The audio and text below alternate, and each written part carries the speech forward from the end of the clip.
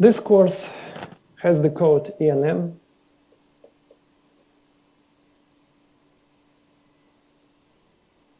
(1500). Introductory Engineering Mathematics. I'm the examiner for this course.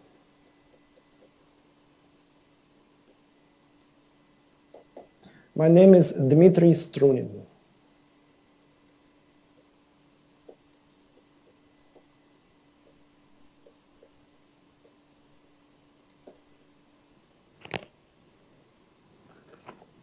This course has three major sources of information. Let me write them down.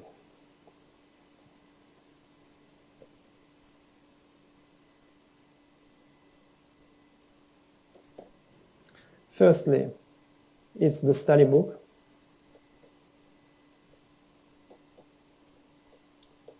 It is available online on the study desk. Secondly, it's the book of Washington.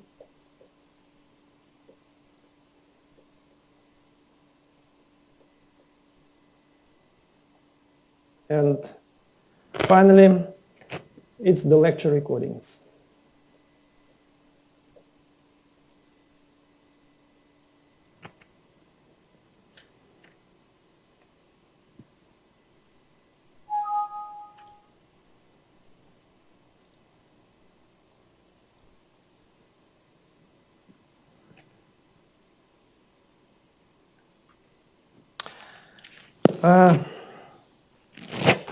We have several items of assessment in this course. We will have so-called CMAs. CMA1 and CMA2. They are computer managed assessments. They are marked entirely by computer, and each is not worth too much, only 5%.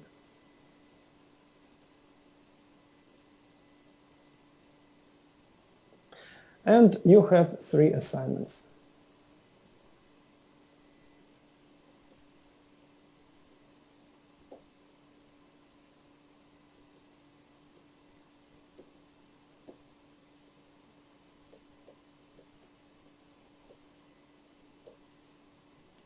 Each is worth 10%.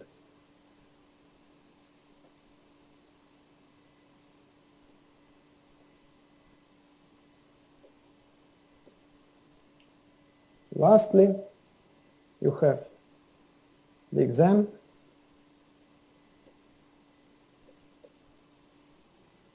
worth 60%. So overall, you have 5 plus 5 plus 10 plus 10 plus 10, which is 40 plus 60, overall 100%.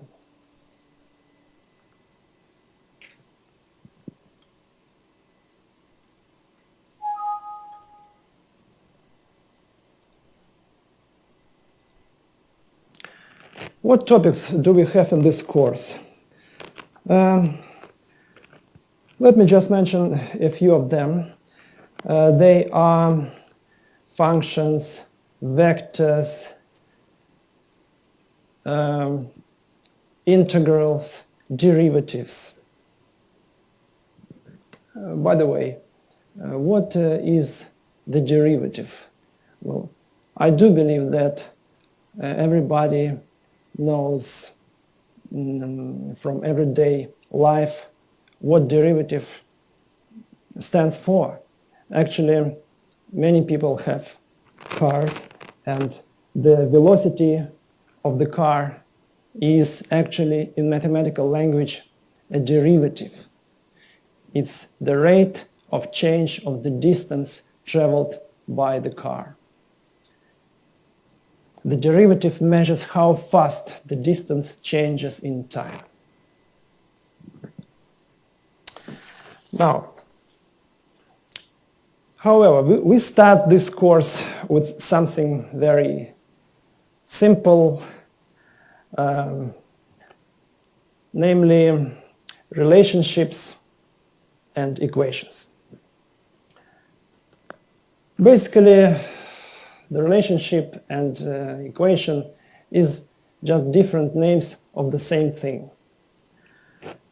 The distance traveled by the car, let's call it S, is equal to the velocity times time. This is an example of a relationship. The relationship just relates these three quantities: S, the distance, V, the velocity, and T, the time. At the same time, we can call this relationship an equation, because we have equality. Of course, we can rewrite this relationship differently. For example, as S divided by T equals V, or S divided by V equals T. All these three forms are just different forms of the same relationship, and basically the same equation. Formally, we can say that these are three different equations, but essentially they represent the same relationship. And I would rather call them the same equation than different equations.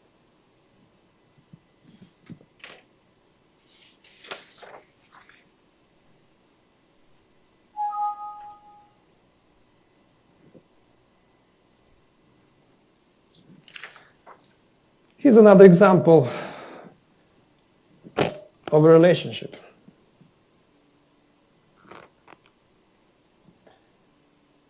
V, the volume occupied by some gas, is equal to some number or constant, which we call K, divided by P, the pressure of the gas. We also say that this relationship represents inverse proportionality of the volume V and the pressure P. By the way, if I want to display on a graph how V depends on P, can I quickly plot V versus P? Let me see. P goes along the horizontal and V goes along the vertical. Look at this equation. When P is large, V is small. Therefore, large values of P corresponding to small values of V are represented by these points, which are to the far right and close to the horizontal axis, because V is close to 0. On the other hand, when P is small, V is large. Here I have another point. Let me connect these 2 points by a smooth line. This is the graph of the inverse proportionality between V and P.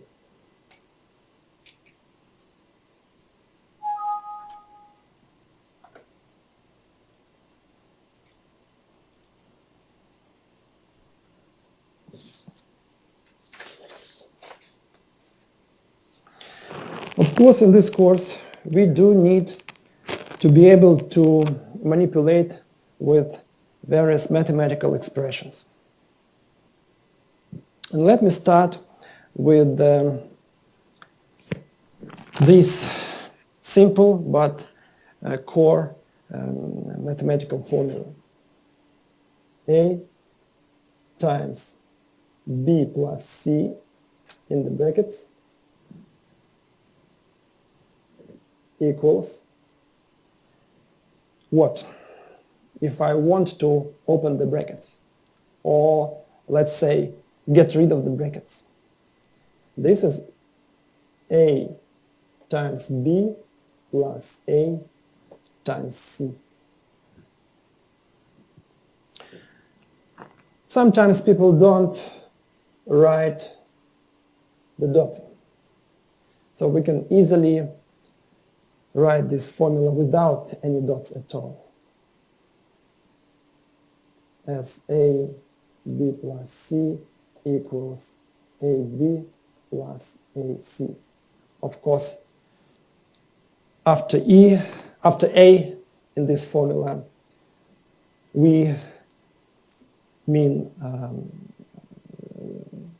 the action of multiplication. Now, a few words about terminology. Let me write this expression. Minus 2x plus 3p squared minus 4. In this formula, we see some terms. By terms, we call minus 2x, 3p squared, and 4. So the terms are the items which we add to each other or subtract from each other. These are terms.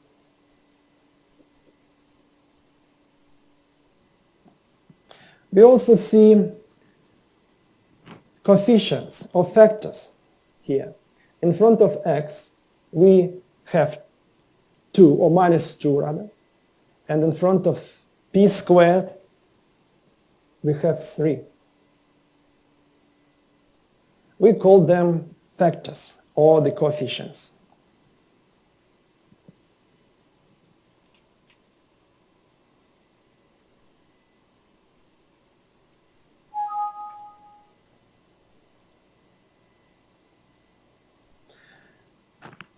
Now, we need to know such thing as polynomials. The polynomial is an expression of the form like x squared plus 2x minus 3. We call polynomial an expression in which our variable, x in this case, is raised to an integer non-negative power. Here, the highest power is 2. Then we also have x to the power 1, but we don't usually write this power 1. So let's erase it. So the highest power here is 2. Therefore, we say that this is a polynomial of order 2. Or we can say that this is a quadratic polynomial. Let me give you a higher order polynomial, a polynomial of order 3.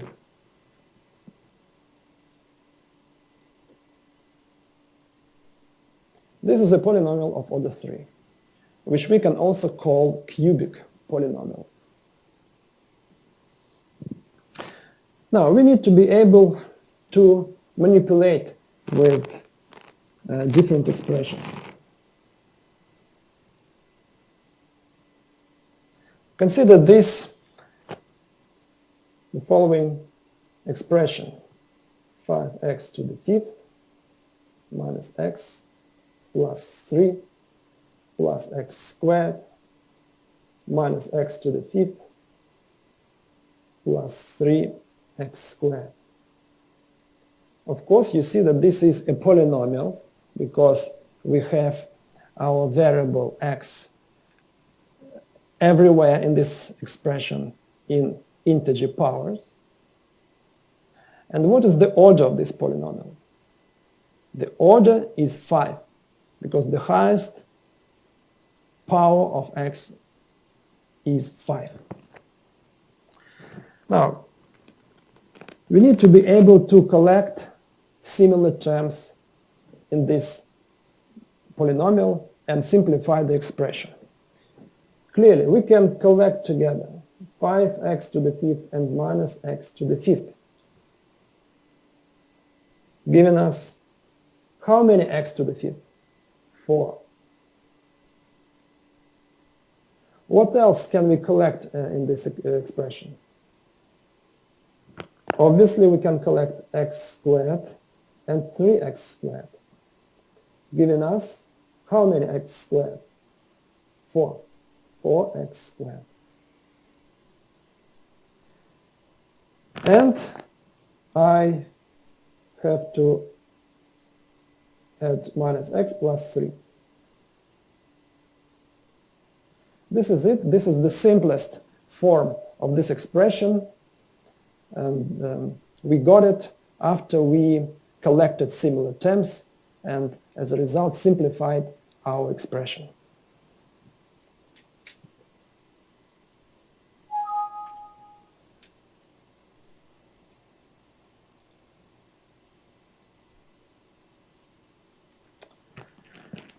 Now, let's do another exercise.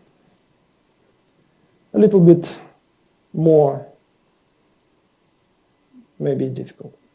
X over 2 minus x squared plus 2x minus 2x squared over 3. Can we simplify this expression? Can we find similar terms in this expression? Yes, we can. What are they? Look, I see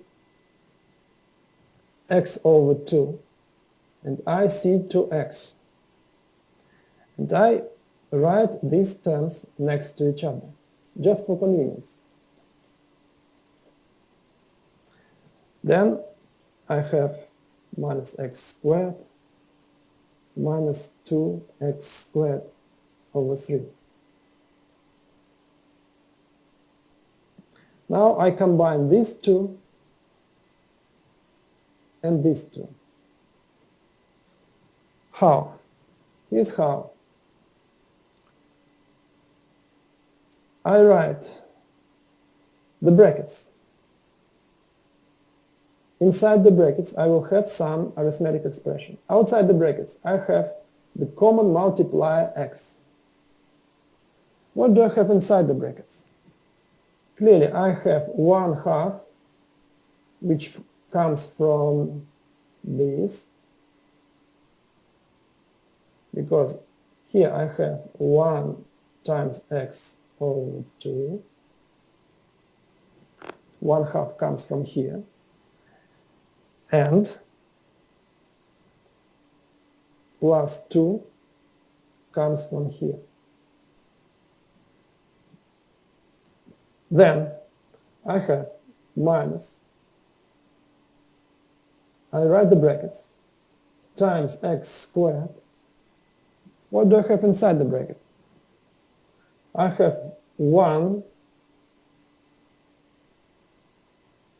plus 1 inside the brackets, but in front of the brackets I have minus, which gives me this minus that I need.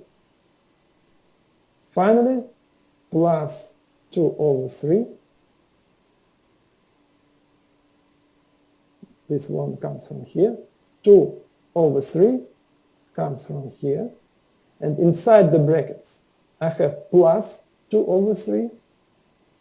But in front of the brackets, I have minus, which gives me this minus that I need. Now, 1/2 plus 2 equals 2 and a half x.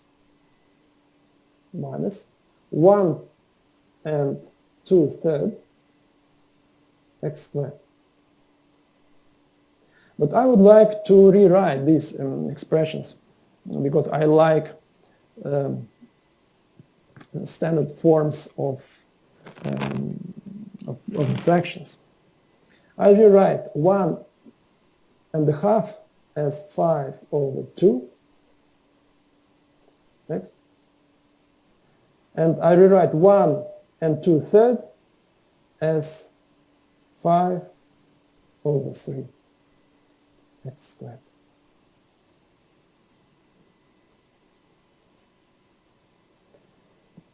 How did I get 5/2? Here's how. I multiply 2 by 2 and add 1. 2 times 2 plus 1 gives me this 5. And the denominator is still 2. This number 2. I do the same procedure with this fraction. 1 times 3 plus 2 equals 5. That's what I have as the numerator. And the denominator is 3, which is this number 3.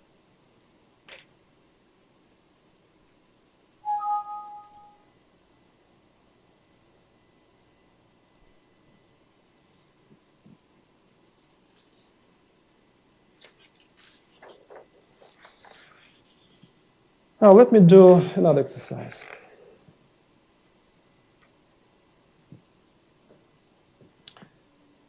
Minus f minus 3 times minus f plus g.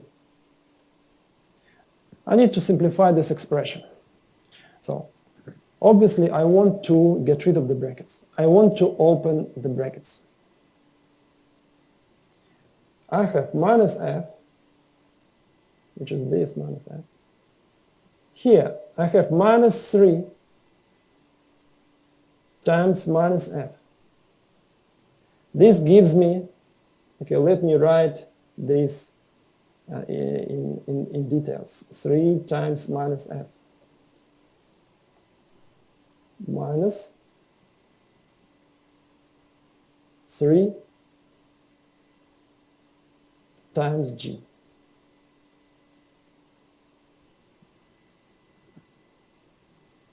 I continue. This is minus f. Minus 3 times minus f is plus 3f. And finally I have minus 3g. This is the simplest form of the original expression. What if I have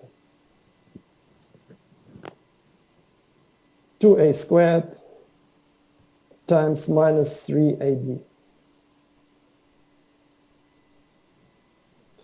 Well, this sign minus can be put in front of the whole thing. Then, what do I want to do? I want to multiply 2 by 3. This gives me 6. Then I write a squared times a.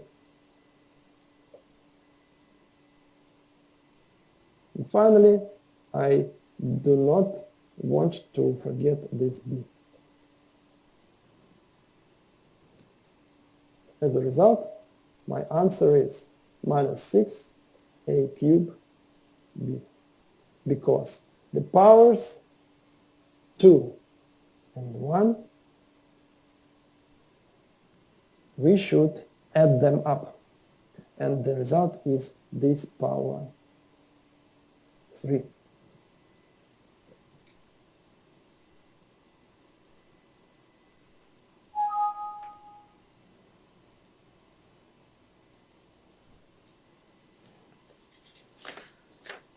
Now let me do even more interesting exercise. Let me multiply x plus 2 in the brackets and x plus 3 in the brackets. What do we do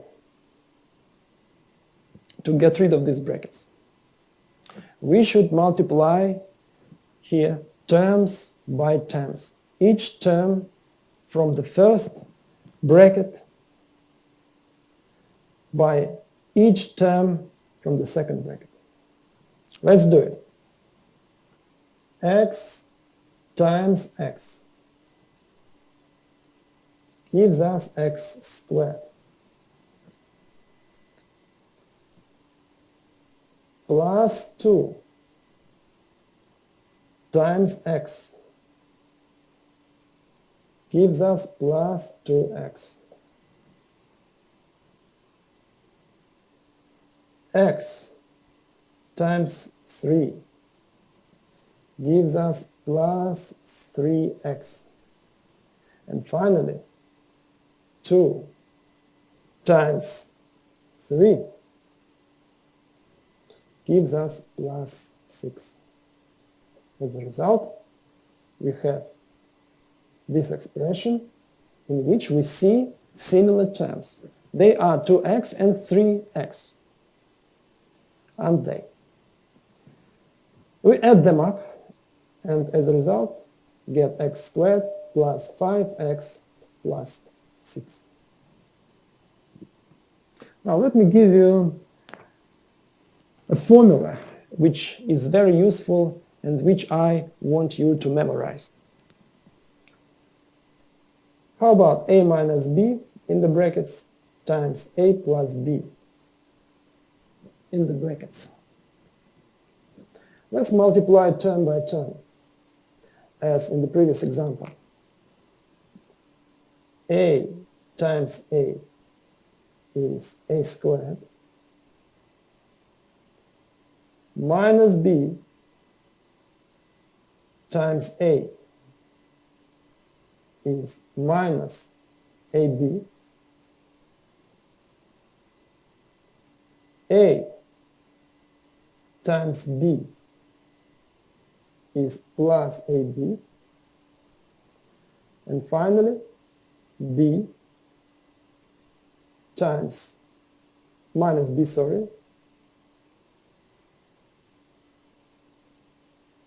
times b is minus b squared.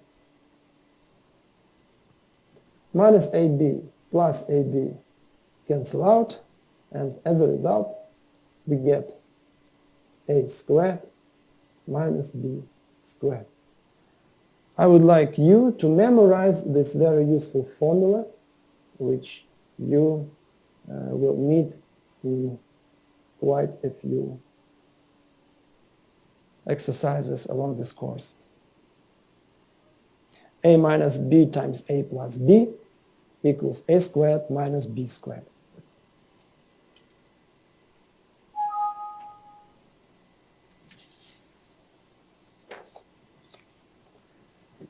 Let me give you another very useful formula.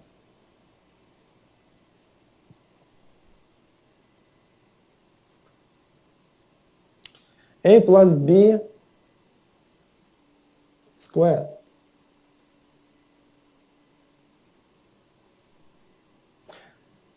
What is a plus b squared?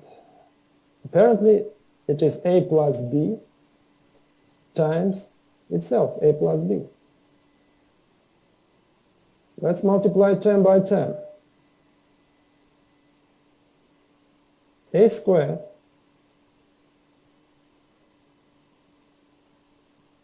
plus ab plus ab plus b squared. Can we see similar terms here? Yes, we can. It's ab and ab. Overall, we have two ab's here. So the answer is a squared plus 2ab plus b squared. Please memorize this formula. A plus b squared equals a squared plus 2ab plus b squared. By the way, in this formula, a itself may be positive or negative. Likewise, b itself may also be positive or negative. For example, let me give you this example.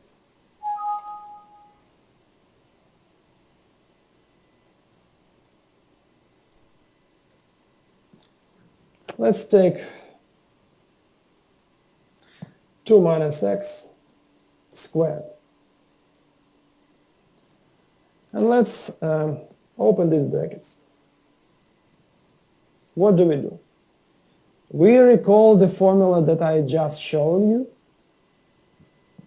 and it was a plus b squared. I do remember this formula. A squared plus 2ab plus b squared. Now, in this expression, what is our a and what is our b? Well, clearly, a is 2 and b is minus x here.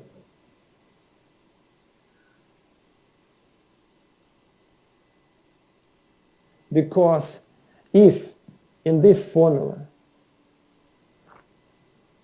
we replace a by 2 and replace b by minus x,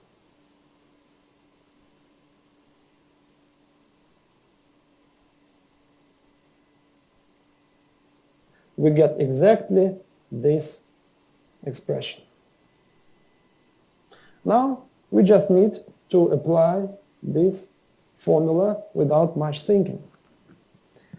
First goes a squared. A is 2. 2 squared. Then goes plus 2ab plus 2a. It is 2. B minus x. Finally, we have plus b squared plus b, which is minus x squared. And let's simplify this expression. 2 squared is 4. Then I have minus, which is this minus, 4x. And finally, I have plus x squared, because minus x squared is just x squared. So this is it for this lecture, and see you next time.